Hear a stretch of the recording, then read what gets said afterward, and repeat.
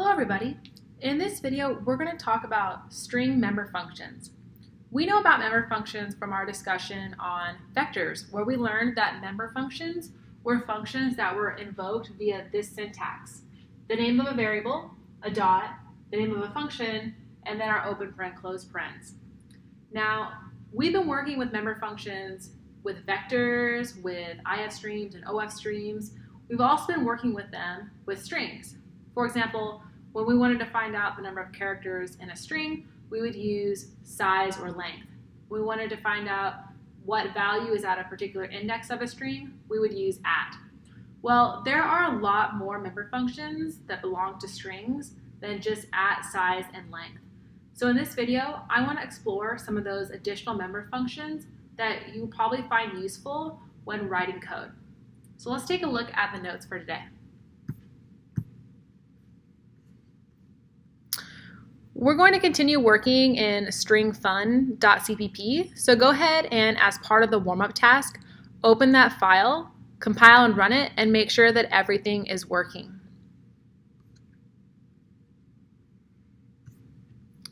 Here's where we left off in stringfun.cpp.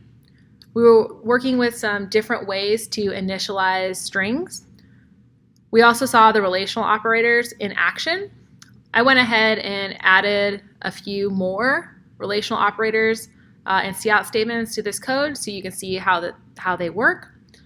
Then we learned about the concatenation operator, the append operator, and the subscript operator. So now down here, we're going to start our discussion of string member functions. Let's declare a variable that we're going to use when working with string member functions. We could use hello, which is stored in Word, but let's use another variable called course. And let's put in CPSC 121.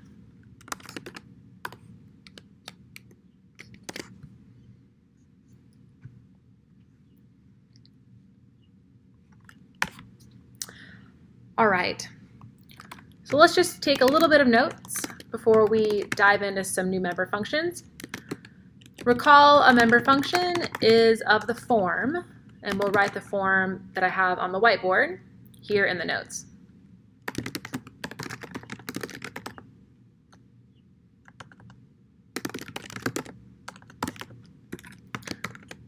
So we have name of a variable, dot, name of a function.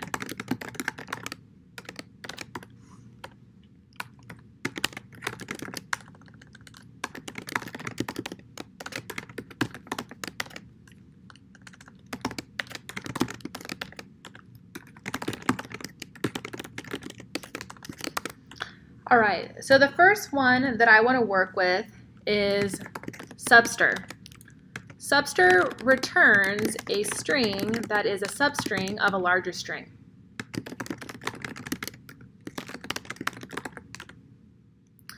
So I'm going to write the prototype for how to call substring and what substring returns. So substring returns a string, and it accepts an integer denoting the starting index of a string at which you want to get a substring from. So for example, let's cout course.substr, and let's substr starting at 2. And let's see what's printed. So we get SC space 121. Let's see why this is the case. This is our string stored in course. I'm going to go ahead and put all of the indices above each character to help us figure out what is index position 2 and why did we get SC space 121.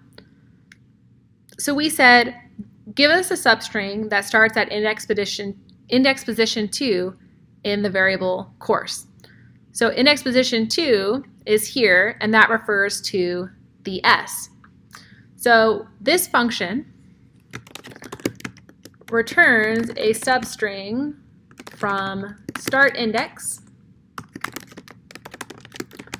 to the end of the string.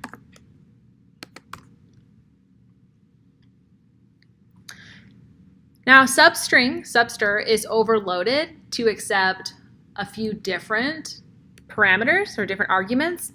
For example, there's another one which also returns a string. It accepts a starting index, and it also accepts a number of characters. So for example, let's say we only want the SC.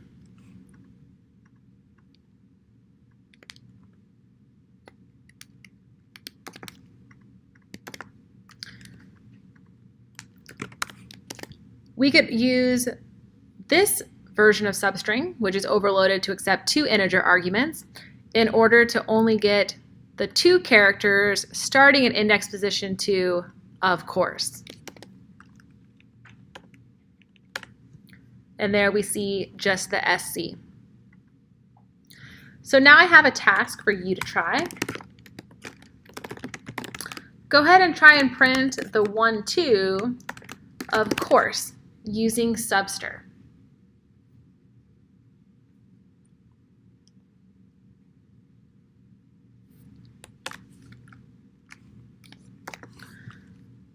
So the 1 of 1, 2 starts at index position 5.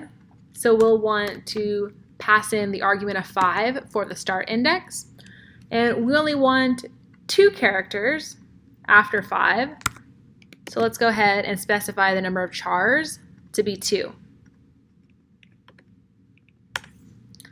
And there we have the 1, 2. Awesome.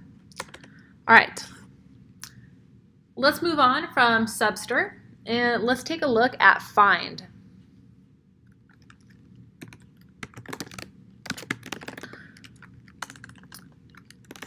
Find returns an integer representing where in a string a target string or a target character is located. So find is like our search algorithm. We've written our own linear search algorithm when we were first learning about arrays. We could write our own find algorithm using our search algorithm from arrays, but applied to strings. That would be no problem. We know how to do that. But we don't need to reinvent the wheel. We can just take advantage of the find string member function and use it whenever we want to find a character or a string. So let's list out some prototypes for find that will help us when learning to call find. So find returns an integer. It can accept a char target to search for, or it can accept a string target to search for.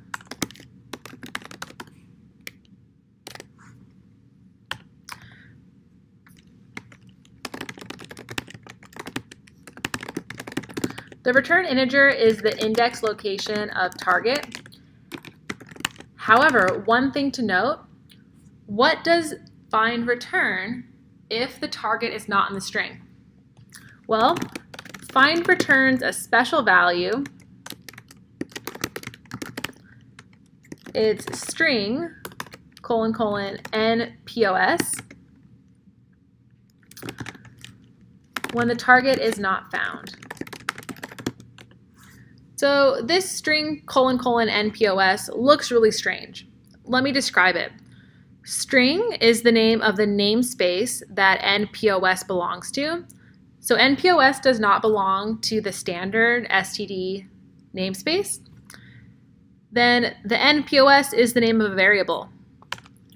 So if we want, we could print out string npos and see what its value is.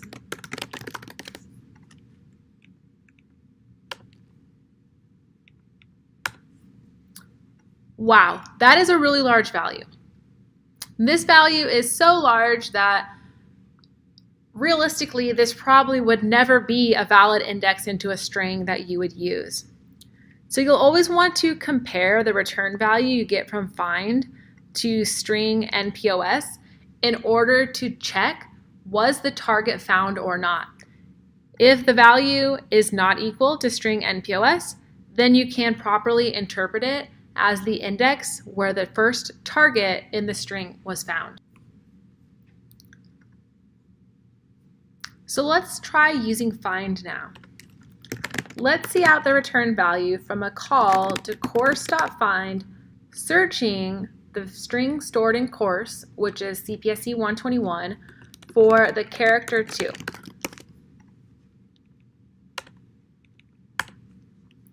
And it returns 6. If we take a look at our handy little notes we made up here, we'll see that 6 is in fact where the 2 is located. We could also search for a string.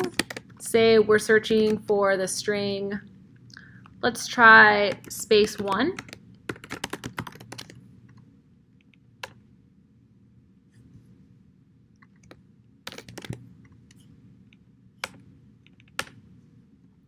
And it says the string space 1 starts at index position 4, which is the case as we see up here. Awesome. So far, so good. Now let's search for something that's not in the string. Let's search for the character Z.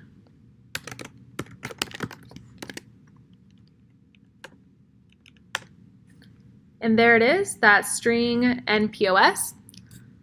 So let's declare an integer variable so that we can store this return value. And then I'll show you how you'll want to use this with an if statement in order to interpret the result.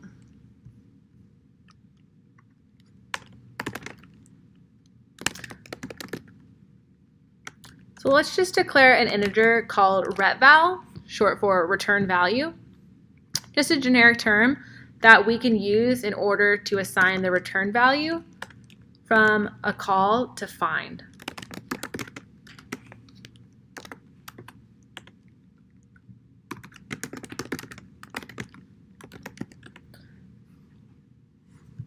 Now let's add a check to see if retval stores NPOS.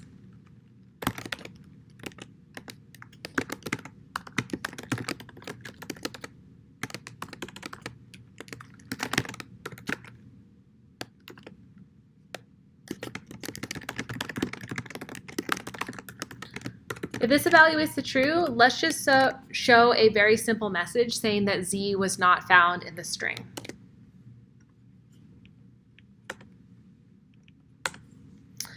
And there we see Z was not found in the string.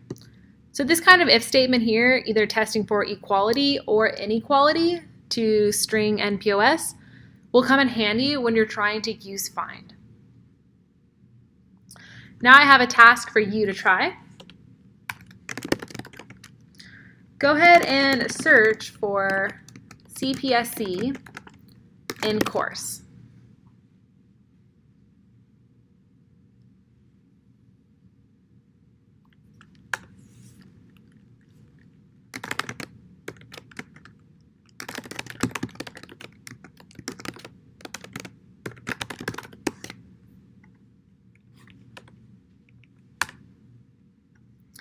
So it looks like CPSC is not in course. If we take a look at how we declared course, we'll see that we declared CPSC to be in all caps. And we know that string comparison is case sensitive. We learned that when we were first talking about relational operators and how they can be used to compare strings. Comparison is based on ASCII codes, and the ASCII code for lowercase c is different than for uppercase c. All right, we are cruising. So let's take a look at our last string member function for this video, which is going to be replace.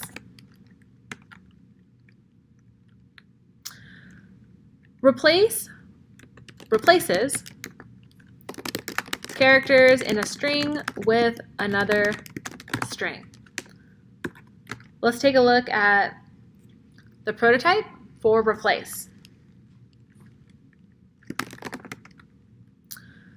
Replace is going to return a string, and it's going to accept a few arguments.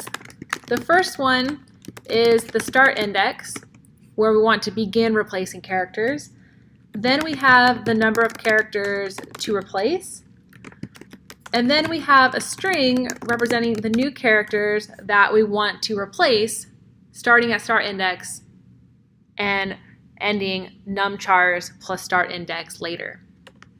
So let's write that down. New chars will replace the chars at indices numchars to numchars plus new chars.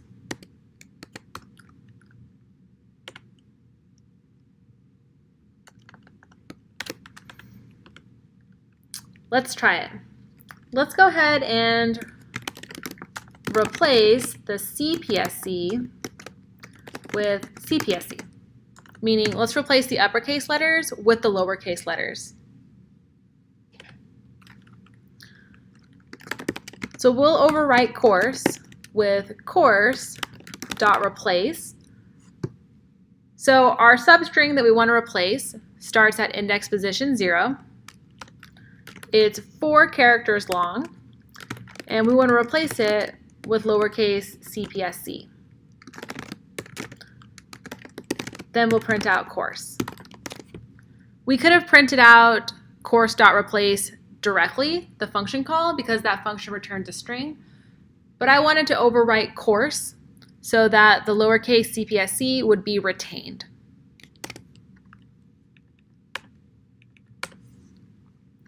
Wonderful. We go ahead and run our code and see that the uppercase CPSC has been replaced with CPSC in lowercase in memory. Now here's your task. Go ahead and replace the numbers 121 with 2 exclamation marks. Try that.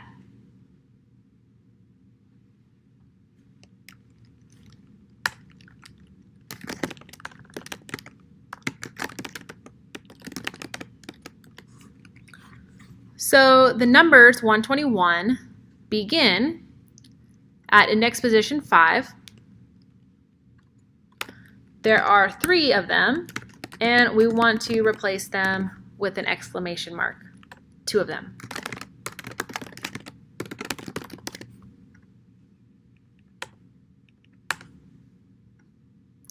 And there we have it. The 121 has been replaced with exclamation marks. Now let's head back over to the notes and take a look at some additional string member functions that you can use. This table I took from Gaddis, and it shows some of the string member functions available for you to use.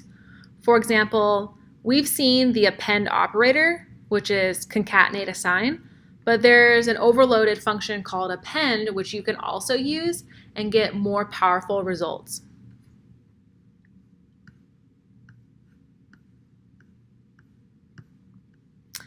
Here are a few more here.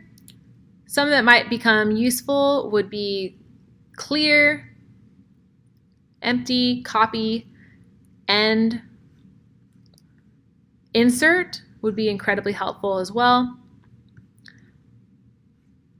If you want to find more string member functions than the ones listed here, I recommend checking out cplus.com.